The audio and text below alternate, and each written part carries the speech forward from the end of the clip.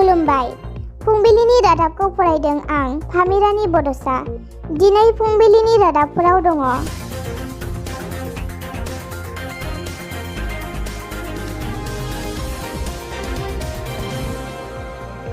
दतमा दख'रा एबसुनि 40थि थान्दै जख'न्थाइखौ साननैनि हाबाफारिजों खुंफुंदों।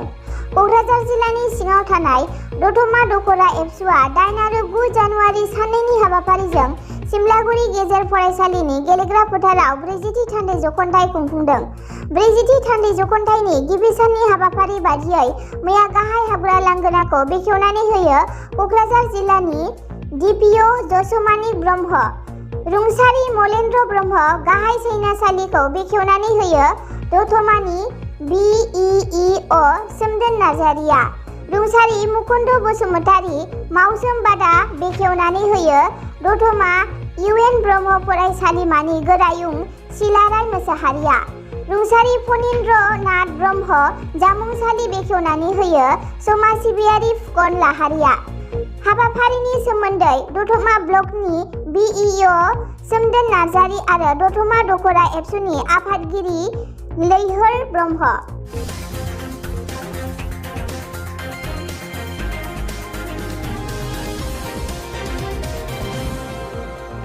भारतनां अन्थाइगोरा बड'सा सनाका बुलुर बादायनाया मैया गेलेजाबाय।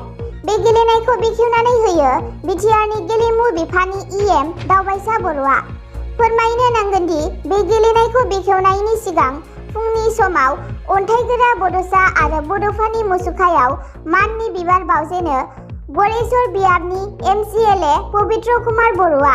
बे गोथार हाबाफारियाव बाहागो लाफायो भेरगाव महकुमा पुलिस बेंगिरि दुर्गा किंकर शर्माया।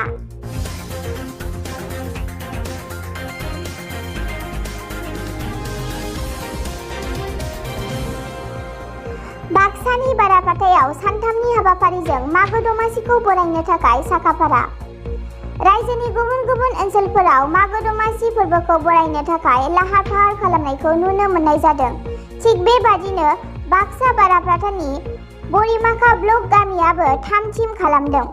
फोरमायनो नांगोनदि गामिनि गासैबो जयै गोदोनिफ्राय सोलिबोनाय बायदिनो देग्लायनि बोसोरावबो सानथामनि हाबाफारिजों फालिनो थाखाय थि खालामदों गामिनि रायजोफोरा।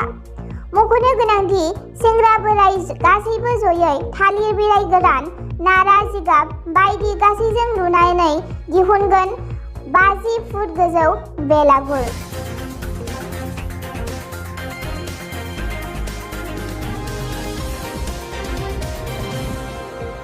चिरां रौमारियाव नैथि मैहुर इन्टारनेशनेल थियेटार फेस्टिभेलखौ खुंफुंनो थाखाय साखाफारा।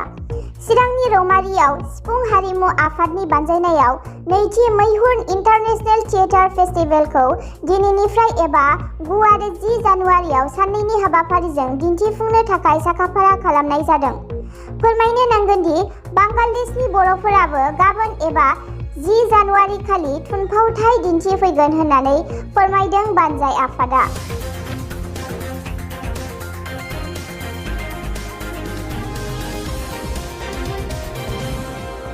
ढेकियाजुलि आन्सलिक ब्रह्म धोरोम आफादा खुंगा 25थि बोसोरारि जथुम्माजों लोगोसे रुफाथि मायथाइ फोरबो फालिदों। ढेकियाजुलि आन्सलिक ब्रह्म धोरोम आफादा खुंगा 25थि बोसोरारि जथुम्माजों लोगोसे रुफाथि मायथाइ फोरबो फालिदों। बे हाबाफारिखौ सनितपुर जिल्लानि सिङाव थानाय रुफाजुलि ब्रह्म जैग्यालयनि लांगोनायाव सानथामनि हाबाफारि लानानै गाजा गोमजायै फालिनाय जादों। फोरमायनो नांगोनदि मैयानि हाबाफारियाव आलासि महरै बाहागो लाफैदोंमोन दुलाराय ब्रह्म धोरोम लाइमोन प्रसार संसदनि दिक्षा दाता बिद्यासागर ब्रह्म आरो मिरु दुलाराय ब्रह्म धोरोम आफादनि सोद्रोमा तिरेन नार्जारिजों लोगोसे ओनसोलनि गोबां दैदेनगिरिफोरा।